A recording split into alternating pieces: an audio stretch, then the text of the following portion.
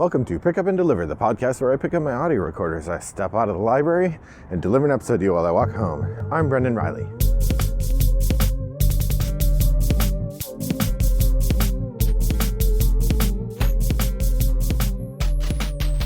Well, greetings, listener. It's still a lovely day here in suburban Chicago.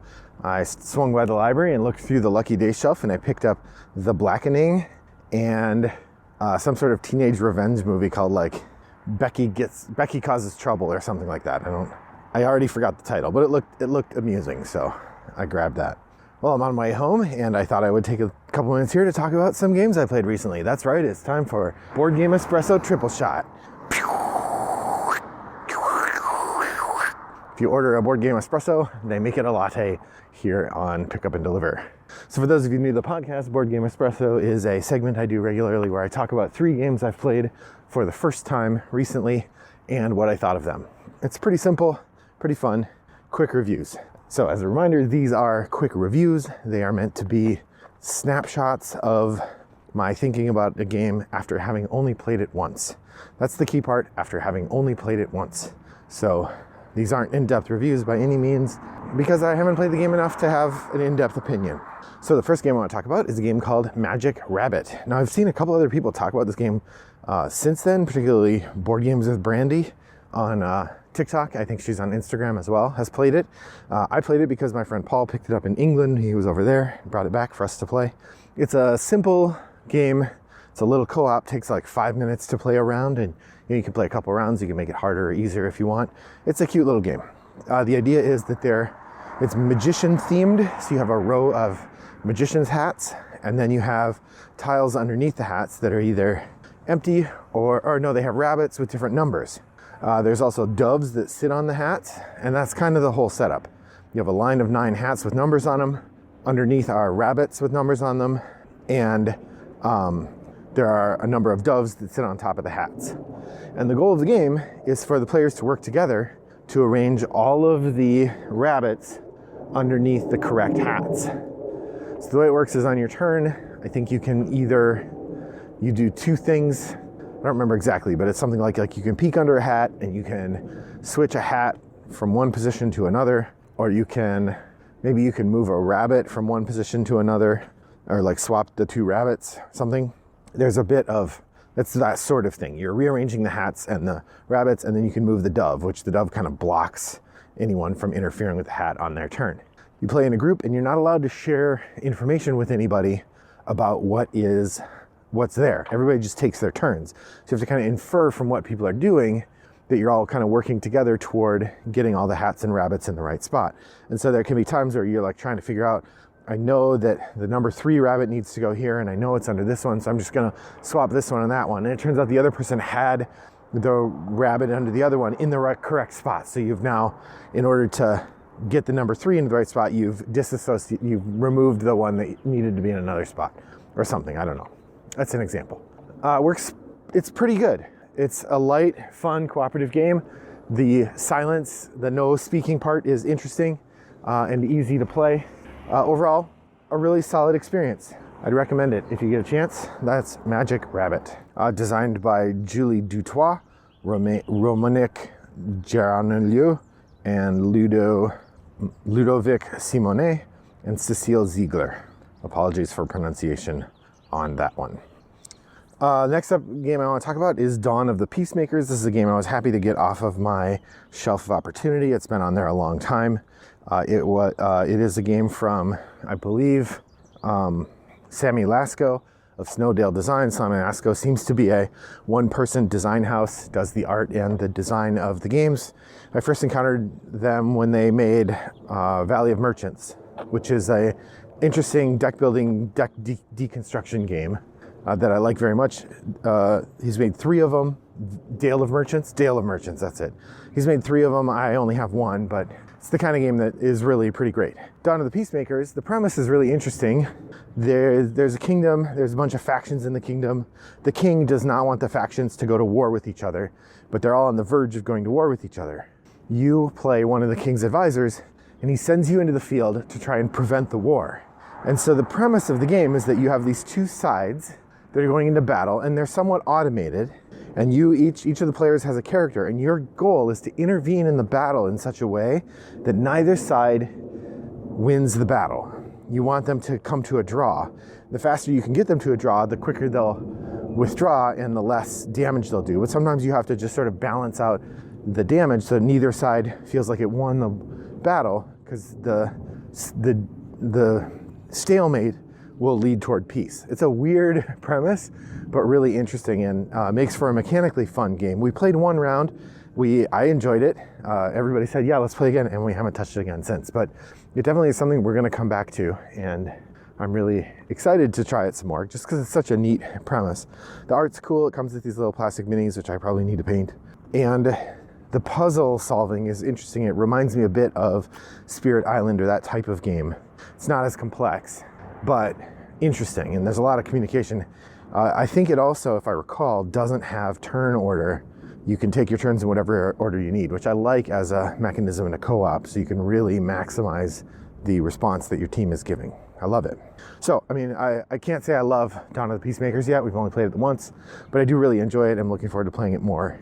That's from Sammy Lasco at Snowdale Design. All right, next up, I wanted to do a game that I've returned to, dusted off, so to speak, and this is Weather Machine.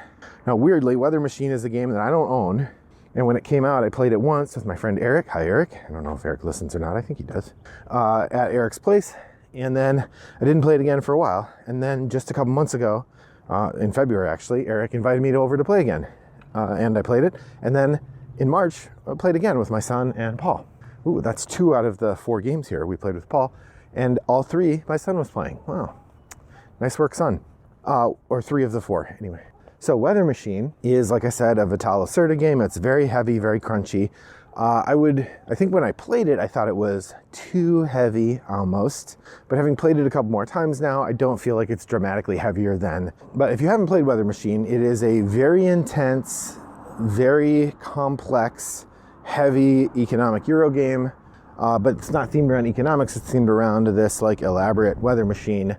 There's this scientist who has built this machine that's trying to control the weather, but every time he runs an experiment, it actually makes things worse. So the government is also trying to build their own machine, and you're working to solve the problems of the broken weather that the weather machine keeps making. You're also trying to help fix things. I don't know. It's a weird theme, but works fine for explaining what you're doing. In the game, you're assembling a variety of different resource types and managing them, and you have to sort of manage the flow of them through your inventory and onto the board and triggering them at the right time.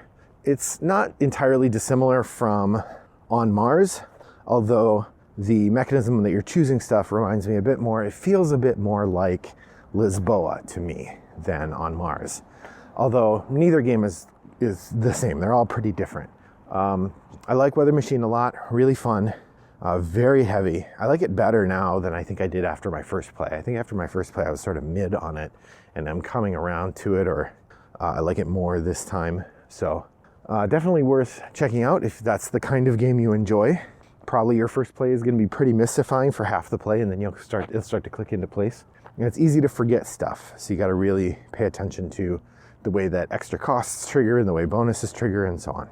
So that's Weather Machine by Vital Lacerda, graphic designed by Ian O'Toole, published by Eagle Griffin Games. And the last game I want to talk about today is Evacuation. Evacuation is the newest big box game from Vladimir Suchy, one of my favorite designers. In fact, the only designer that I'm sort of like all in on buying all of his games, although I do know for a fact there are 2 that I don't have.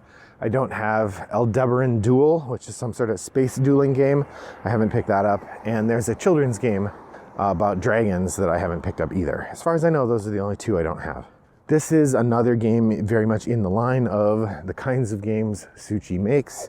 I would say in terms of immediate reaction, I like it about the same or a little better than Messina 1347, and I liked Messina better than Woodcraft. I thought Woodcraft was good, and I'm excited to play it again, but of the last couple years, it's the one I like least of like Messina and Woodcraft, and then this new Evacuation. I think Evacuation I like best, although I'll need to play it again, or maybe a couple more times before I can really tell.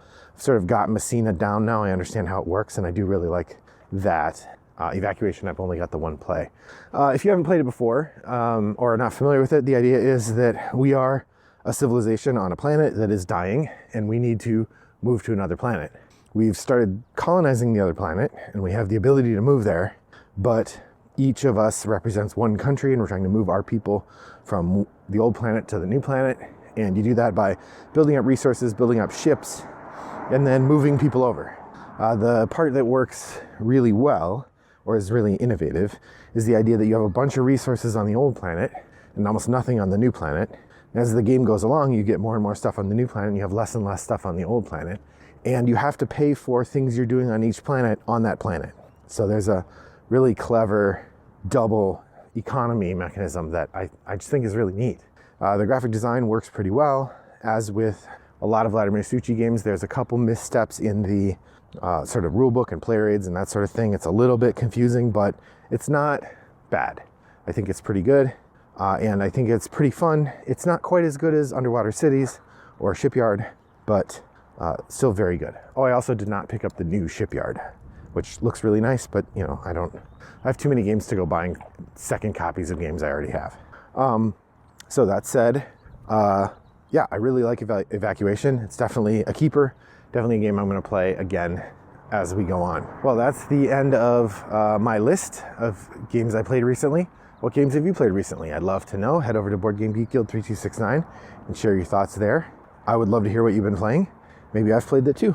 If you want to send me a message, you can email me at brendan@rattleboxgames, or send me a link on Board Game Geek, or send me a geek mail message on Board Game Geek. Wombat929 is my username there.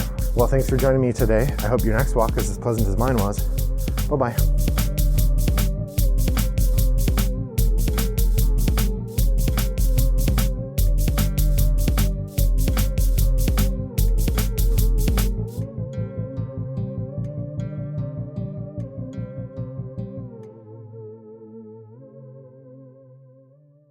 Brought to you by Rattlebox Games.